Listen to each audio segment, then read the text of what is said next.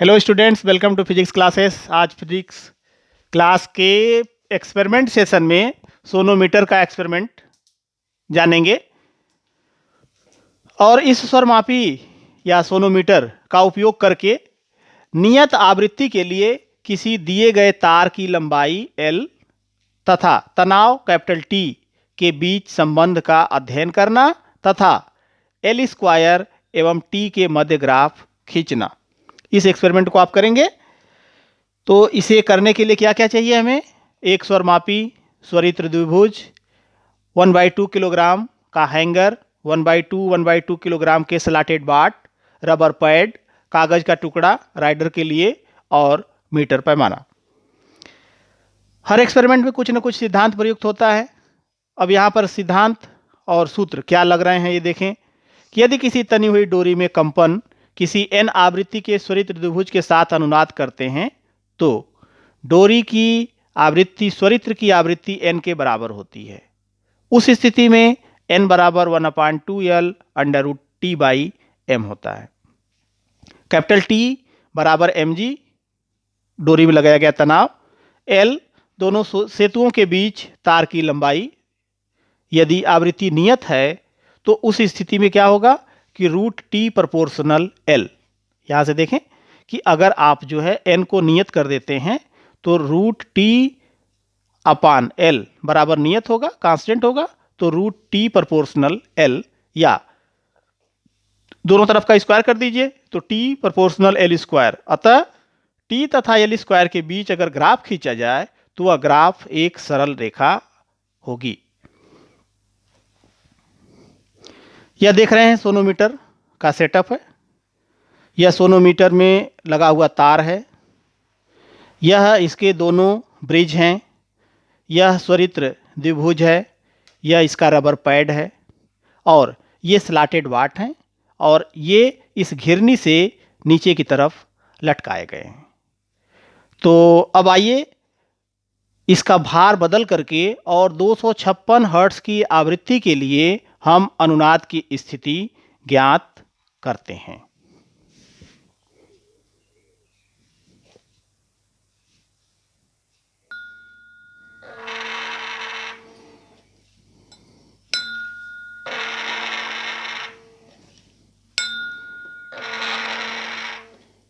इसी के आसपास स्थिति मिलनी चाहिए।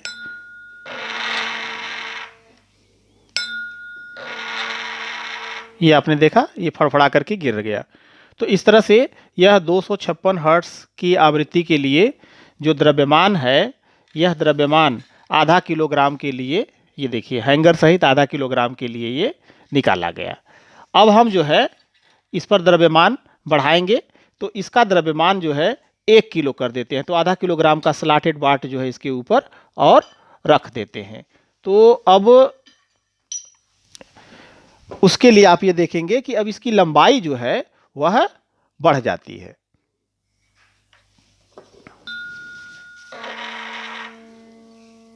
यह जो है इसकी दूसरी माध्य स्थिति, अर्थात यहां पर हम रेजोनेंस की स्थिति निकाल रहे हैं। तो इस रेजोनेंस की स्थिति में यह स्थिति हमें प्राप्त हो गई और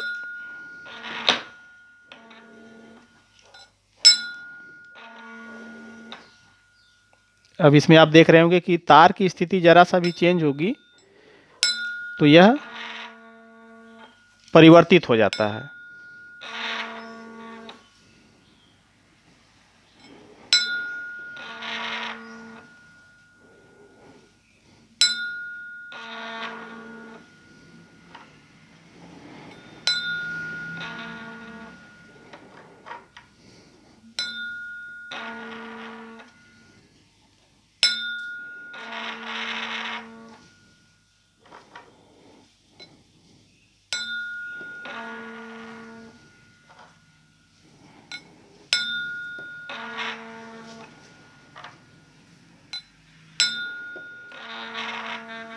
इसी के आसपास इसकी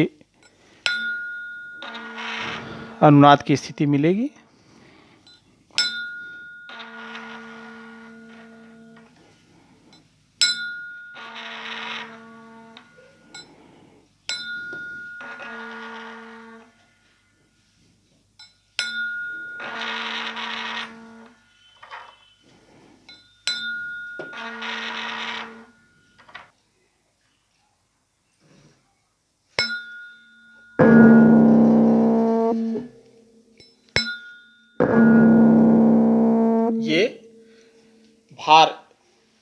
1 किलोग्राम पर इसका ये मिल गया। ठीक इसी तरह से हम जो है अब ये आधा किलोग्राम का भार और इस पर स्लॉटेड वेट इसका जो है ये लगा देते हैं और फिर जो है इसकी रेजोनेंस की स्थिति जो है फिर ज्ञात करते हैं। यह 1.5 किलोग्राम भार पर रेजोनेंस की स्थिति हम निकाल रहे हैं। ये देखिए, तो यह 1.5 किलोग्राम पर मिल गया। अब दोनों की स्थिति ब्रिज B1 और B2 की स्थिति का अंतर निकाल लेंगे, ये मिल जाएगा हमें L। इसी तरह से यह अगला आधे किलोग्राम का बाट अर्थात इसके ऊपर ये 2 किलोग्राम का भार हो गया। अब हम फिर जो है इसके रेजोनेंस की स्थिति फाइंड करते हैं। तो इस स्थिति में आप देखिए,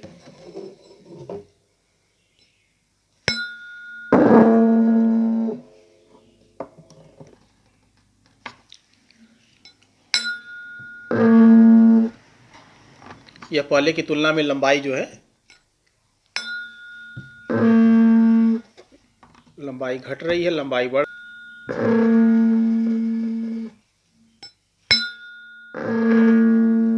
यह 2 किलोग्राम भार पर हो गया। अब इसी तरह से लास्ट हाफ kg का भार इस पे अब हम लगा देंगे। तो अब इस पर हो गया भार 2.5 किलोग्राम और अब फिर हम इसके रेजोनेंस की स्थिति ज्ञात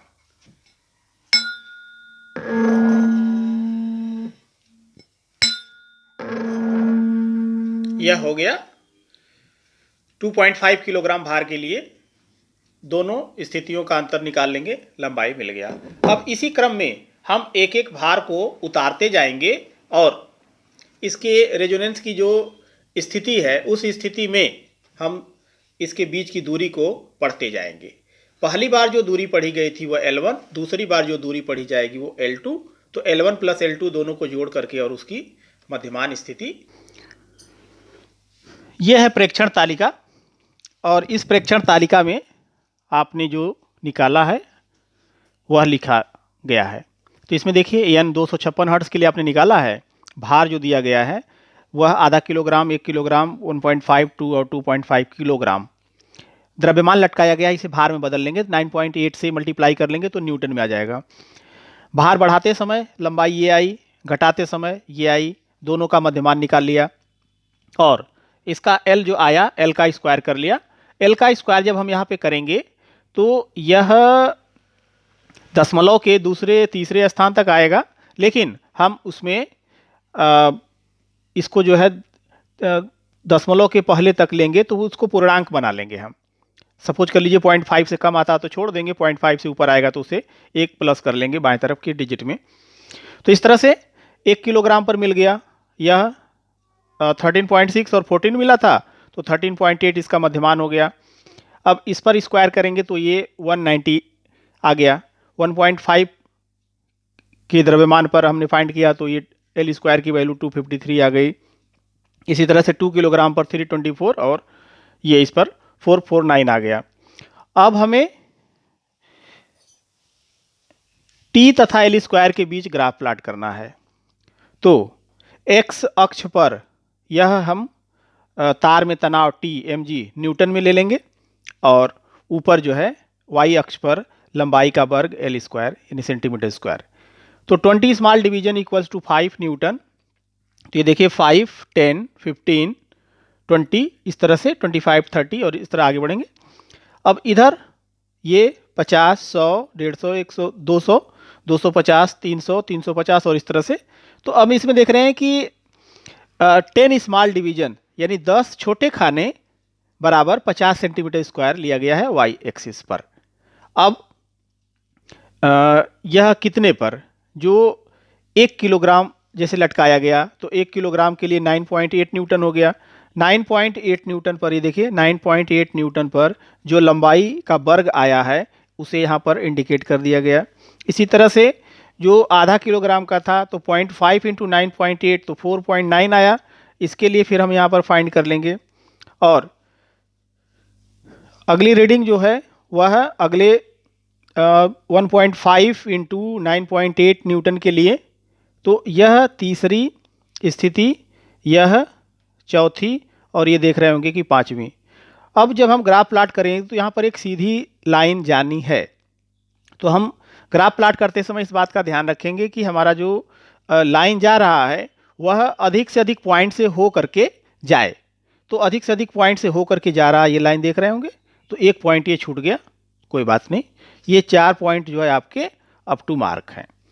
तो इस तरह से हमने देखा कि इसमें टी तथा एल स्क्वायर के बीच जो ग्राफ प्लाट किया गया वह ग्राफ एक सीधी रेखा आता है।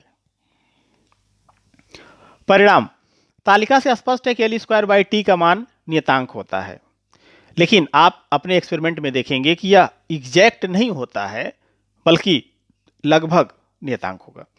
अतः नियत आवृत्ति n के लिए टी प्रोपोर्शनल एल स्क्वायर जो तनी डोरियों में उत्पन्न लंबवत कंपनों के तनाव के नियम को सत्यापित करता है। तो इस तरह से यहाँ पर तनाव का जो नियम है वह भी सत्यापित हो जाता है कि under root T proportional L.